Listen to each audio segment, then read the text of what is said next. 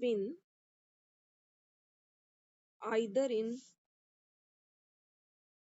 clockwise or in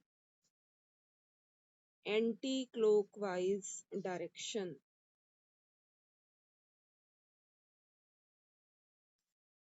They are given values plus half और minus half. इनको हम values देते हैं प्लस हाफ और माइनस हाफ की. ओके, और जो दो एरोज हैं, जैसे वी कैन रिप्रेजेंट बाय, अगर एरो ऊपर की साइड है प्लस हाफ, नीचे की साइड है मींस माइनस हाफ. तो this quantum number explains the magnetic properties. जो मैग्नेटिक प्रॉपर्टीज हमने पढ़ी थी ना, उनको एक्सप्लेन करने में बहुत इजी रहेगा. किससे? मैग्नेटिक क्वांटम नंबर से. अब सपोज किसी ऑर्बिटल में, अब ये कोई ऑर्बिटल है, इसमें दो ही इलेक्ट्रॉन्स प्रेजेंट हैं, इनका magnetic movement oppose and cancel each other. जैसे प्लस हाफ और minus half, we will see here they have opposite science, है ना, opposite science.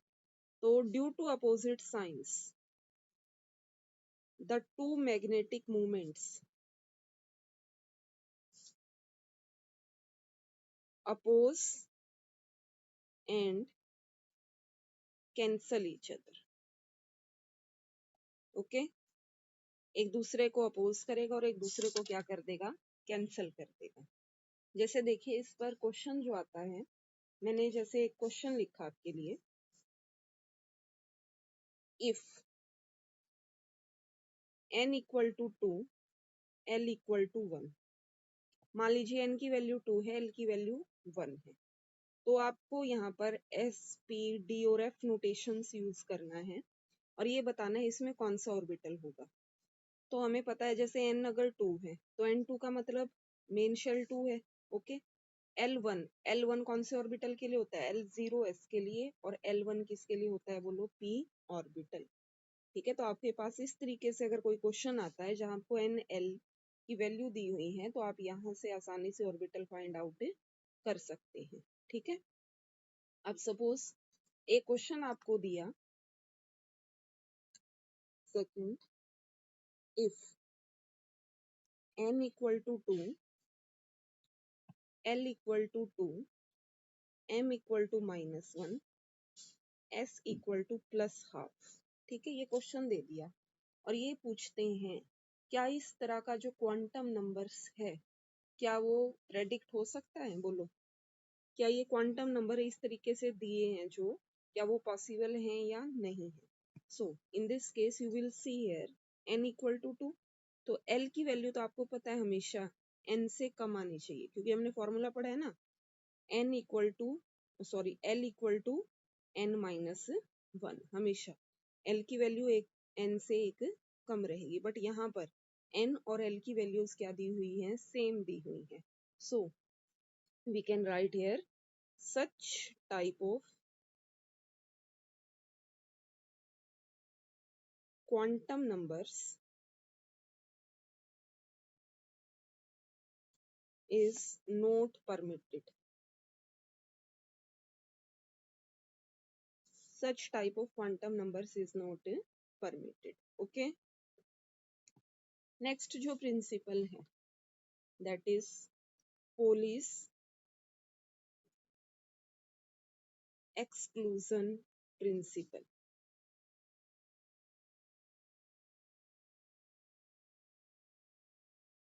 Pauli's exclusion principle.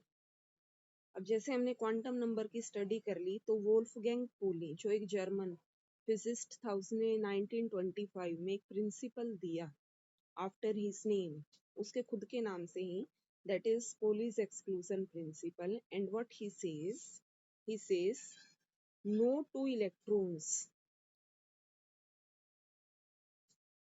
in an atom can have the same set of 4 quantum numbers.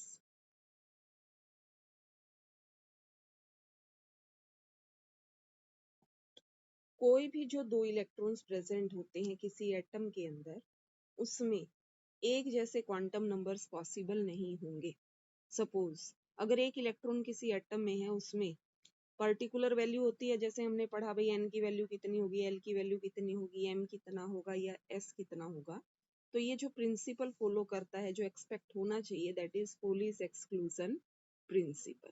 Okay, for example जैसे अगर मैं बात करूं 3s orbital की, 3s, ठीक है, 3s के लिए बोलो n की वैल्यू कितनी होगी, 3 है ना, मेन शेल कितनी है, 3 है, s की वैल्यू कितनी होगी बोलो, s ऑर्बिटल, l की वैल्यू s की 0, s ऑर्बिटल के लिए l की वैल्यू कितनी होती है 0। अगर l ही 0 होगा तो m की वैल्यूज भी कितनी होगी बोलो, 0 होगी।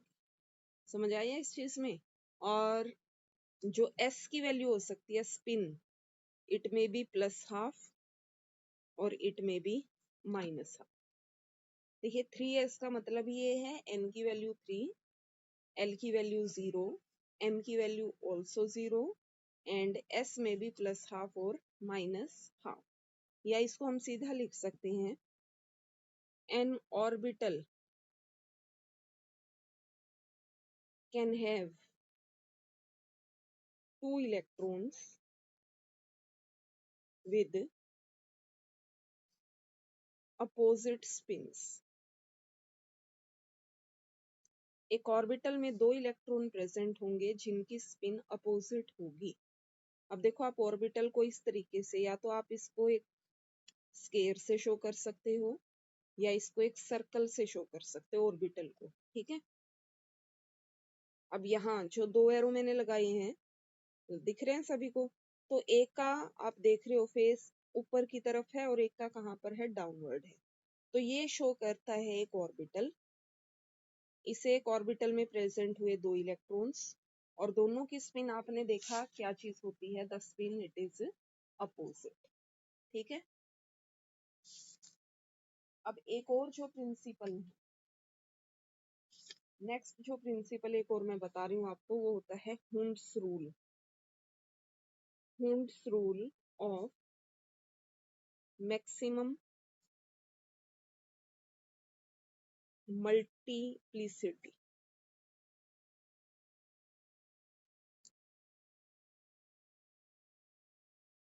अब ये तो मैंने आपको बता दिया, अगर कोई भी एक ऑर्बिटल है तो उसमें इलेक्ट्रॉन कितने आ सकते हैं, 2 इलेक्ट्रॉन। बट फिलिंग का जो तरीका है वो देखेंगे। सबसे पहले देखिए इलेक्ट्रॉन को हम फिल कैसे करते हैं। फिल हम करते हैं 1 2 3।